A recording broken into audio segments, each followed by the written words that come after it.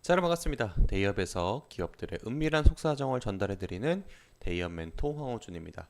자, 오늘 PJ 메탈에 대해서 알아보도록 하겠습니다. 제가 오늘 타이틀 제목을 원자재 시장이 급변동하고 있다 라고 정해놨는데 그 이유에 대해서 한번 알아볼 겁니다. 먼저 이 원자재 시장에 가장 큰 영향을 끼칠 수 있는 원유랑 원자재 시장이 이 중동에서 대부분 나옵니다. 그 외의 국가도 나오지만은 가장 영향을 많이 받는 부분이기 때문에 이것에 대해서 한번 알아볼 거고, 그리고 PJ 메탈은 주식이 상장되어 있는 상장회사죠. 그렇기 때문에 여러 가지를 할 수 있는데 이 와중에서 사모펀드를 통해서 200억 정도의 투자를 했던 내역이 있습니다. 이것도 한번 같이 알아보도록 할게요. 자, 무엇을 하는 회사인지 한번 보면은 분기별 매출액에 517억 원이 잡히고 있는데 요게 알루미늄 탈산재라는 걸 이제 만들어냅니다. 뭐냐면은 이게 탈산재, 즉 산소를 없애는 거죠. 알루미늄 공정 중에서 이걸 넣으면서 산소 결합을 막는 그러한 제품을 판매를 하고 있습니다. 그러니까 이 회사의 주된 매출은 철강이 얼마나 많이 팔리고 덜 팔리느냐, 이 부분에 대해서 상당히 민감하게 반응을 할 수 있다는 겁니다. 그래서 제가 이 부분에 대해서 얘기를 할 때 너무나 글로벌 시황에 대해서 원자재 시장은 항상 급변하니까 중국 얘기도 잠깐 할 거고, 그리고 오늘의 주인공이 이 중동 얘기도 하려고 합니다. 원래는 이제 중국 얘기만 하려고 했었는데 오늘 자료를 조사하던 이 사이에 중동에 대한 리스크가 또 발생을 했습니다. 이것도 이제 잠깐 얘기하고 넘어가겠습니다. 일단 매출액에 다시 돌아오게 되면 517억 원 잡혀 있죠. 그리고 영업이익은 11억 원. 평범해요. 너무나 이제 평범한 회사입니다.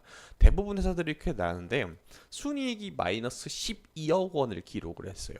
이것이 문제가 될 수가 있다라는 겁니다. 자, 여러분들이 용돈을 받았어요. 부모님한테 용돈을 받았는데 10,000원을 받았습니다. 이 10,000원을 받아가지고 과자도 사 먹고 이것저것 했어요. 요즘 물가를 좀 생각하면 100만 원을 받았다 칩시다. 100만 원을 받았어요. 이것저것 나 쓸 거 쓰고 하다 보니까 한 30만 원이 남았습니다. 이 30만 원으로 어떻게 할까라는 생각을 많이 하겠죠? 주식회사들도 대부분 그래요. 그 남아있는 잉여금을 투자를 할 수가 있습니다. 투자를 할 수가 있는데 요거를 사모펀드에 투자를 했다라는 겁니다. 자, 그것에 대해서도 얘기를 할 건데, 순이익이 이렇게 적자가 나게 되면은 주식회사의 여러 가지 가치를 판단하는 기준들이 참 많아요. 뭐 예를 들어서 철강회사이니까 이 원자재 재고도 순자산으로도 포함이 될 수도 있고, 그리고 이 회사의 부동산 가치 또한 순이익에 포함이 될 수가 있습니다. 부동산 가치가 오르고 내림에 따라서. 세 번째, 갖고 있는 주식이라든지 이런 거가 포함이 될 텐데, 요거는 투자했던 그 내용, 그것에 대해서 포커스가 맞춰져 있기 때문에 12억 원이 도대체 어디서 이렇게 발생을 했는지 한번 알아볼게요. 자, 보자. 일단 공시 사이트에 들어가요. 여러분들도 이제 볼 수가 있거든요. 다트라고 네이버에 검색하면 나올 수 있는데, 이 종목의 코드 있죠. 128660. 요거를 검색해서 들어가면은 이런 식으로 볼 수가 있습니다. 근데 어려우니까 제가 대신 해드릴게요, 그냥. 자, 보면은 캡터스 크레딧 오퍼튜니티라는 회사가 나옵니다. 요거 사모펀드입니다. 사모펀드. 사모펀드가 여러분 뭐예요? 나 대신 그냥 주식을 대신 투자해주는 투자 운용사입니다. 자산 운용사라고 보통 보는데 49인 이하의 소규모, 그러니까 우리가 가는 신한금융 투자 뭐 여러 가지 많이 있죠. 이런 것들 제외하고 소수 집단이라고 좀 보면 되는데, 이 친구들도 주식을 투자를 해줄 수 있어요, 대신. 근데 이제 2023년도 9월 4일 날 투자를 했겠죠, 얘네들이. 얼마 했습니까? 꽤 큰 금액이에요. 이거 1,000원 단위거든요. 그래서 이게 200억입니다. 200억. 그리고 그 외에도 PJENS라는 회사의 경영 참여를 위해서 투자를 한 내역이 있는데, 이것에 대한 변동이 발생을 했을 때 순이익 부분에서 마이너스가 찍힐 수 있습니다. 그래서 보여드리면은 앞서 캡터스 그쪽에다가 캡터스 사모펀드에다 투자했던 금액이 요번에 분기 보고서를 작성했을 때 당시에는 순손익이 이 정도 나왔습니다. 단위 1,000원이라고 제가 말씀드렸죠. 1,000원, 만원, 10만원, 100만원, 1,000만원, 9억. 그러니까 약 10억 정도 이제 발생을 했는데, 아래 보이시죠? 마이너스 시킨 거. 요걸 이제 상쇄가 돼가지고 3억 정도밖에 안 남겼다라는 겁니다. 3억. 그런데 제가 이제 보여드렸던 요 매출액 기준이 있죠. 순이익. 요거 앞서 제가 설명드렸을 때 여러 가지가 복합적으로 들어가기 때문에 우리가 공시 내용만 봐서는 모르는 내용들도 분명하게 있어요. 그렇기 때문에 이 부분이 흑자면은 뭐 그러려니 할 수가 있는데, 적자를 기록했다는 것 때문에 좋지가 않습니다. 그러면은 200억을 200억을 투입을 해가지고 현재 10억 원 정도의 이익이 발생을 하고 있다지 그걸 상환을 한 건 아직 아닙니다. 그걸 언제 상환할지는 본인들 마음이겠지만 이것에 따라서 회사가 크게 한 번씩 움직일 가능성이 좀 있다라는 겁니다. 왜 그러냐? 연간 매출액이 2,200원 정도 발생을 하는 회사예요. 그 중에 10분의 1이거든요. 근데 매출액이지 이게 영업이익이라고 보면은 1년 농사를 60억을 저었어요.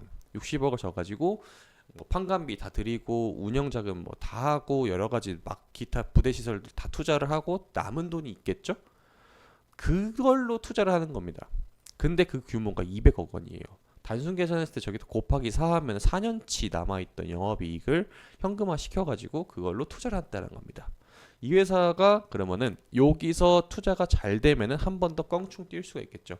보통 철강 회사들이 어떻게 지금 투자를 계속해서 이어나가면은 근본적으로 이제 철 가공을 했을 때 나오는 여러 가지 부산물들 있잖아요. 이걸 한 번 더 스크랩의 형태로 만들어 가지고 또 2차 판매하는 회사들도 많은데 이거는 비상장 기업들 중에서 이걸 하는 거 너무 많아요. 지금의 움직임은 어디로 가냐냐? 탄소 중립이라든지 이쪽으로 많이 가거든요. 그래서 이쪽 투자하는 내역이 나오면은 회사가 조금 더 건강하게 성장할 수 있으니까 이 부분 꼭 주목하면 됐고 원자재 시장에서 좀 변동이 많이 일어납니다. 요거는 이제 캡터스 프라이빗 에쿼티의 운용 현황인데 아마 이 중에 하나 요걸 한 거지 않을까라고 생각을 하고 있습니다. 요거 규모가 310억 원 규모죠. 아마 그 제가 봤을 때 이거라고 이제 기재가 되어 있던 것 같은데 요건 것 같네요. 이거 잘 되기를 빕니다. 그리고 만기가 9년 남았습니다. 꽤 아직도 진행을 하고 있다라는 점. 그리고 이제 주가가 주봉 단위로 제가 보여드린 이유가 어느 정도 이제 바닥권이라고 볼 수 있는 이 부분이 3,350원입니다. 근데 여기를 그렇게 시원하게 뚫어주는 건 아니에요. 라운드 피겨라고 작동할 수 있는 만원대는 2021년도 최고점에서도 못 뚫었던 그때거든요.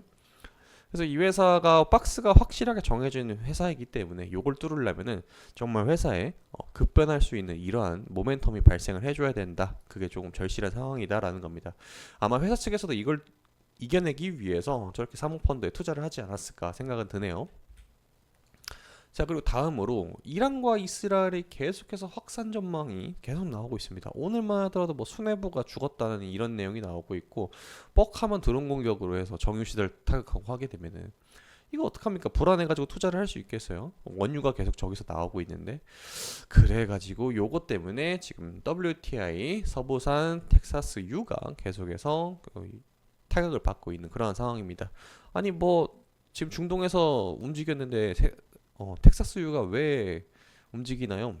그거는 너무나 쉬운 질문이기 때문에 네이버 검색하면 나오니까 찾아보면 될 것 같고 뭐 얘기를 해드리려면 너무나 길긴 하지만 정리를 해드리자면은 이쪽 생산 차질이 생깁니다. 그러면 수요가 쭉 줄어들겠죠? 생산이 이렇게 되니까 생산이 꺾이니까 그럼 다른 쪽에서 수혜보는 그쪽이 있어요. 그게 바로 WTI 그쪽입니다. 뭐 아마 이건 다시 어느 정도 시간이 지나면 정상화 되겠지만은 이렇게 들쭉날쭉하게 된다라면 수입하는 입장, 수출하는 입장 쪽에서는 상당히 곤란할 수밖에 없다. 그래서 한동안은 이게 해결될 가능성보다는 계속 격화되고 있어요. 시간이 지나면 지날수록 사이가 으르렁대는 게 좀 심해지고 있거든요.